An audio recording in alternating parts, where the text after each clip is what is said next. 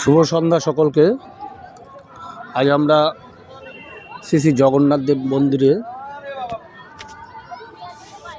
আমি এবং আমার ফ্যামিলি শ্রী শ্রী জগন্নাথ দেবকে দর্শন করে আজ এ বাইরে বেরোলাম।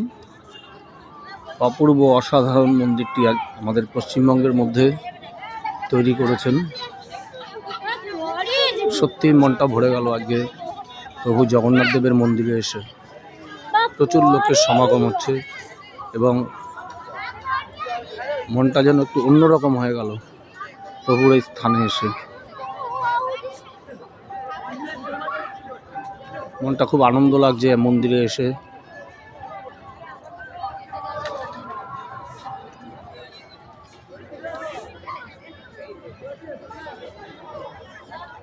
যদি কোনোদিন সম্ভব হয় পুরীর মন্দিরে আমরা যাওয়ার চেষ্টা করব, জগন্নাথ দেব মন্দিরে।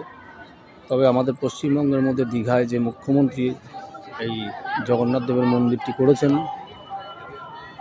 সত্যি প্রশংসনীয় এবং অতুলনীয় মন্দিরটি হয়েছে না পশ্চিমবঙ্গের মধ্যে এই জগন্নাথ দেবের মন্দির।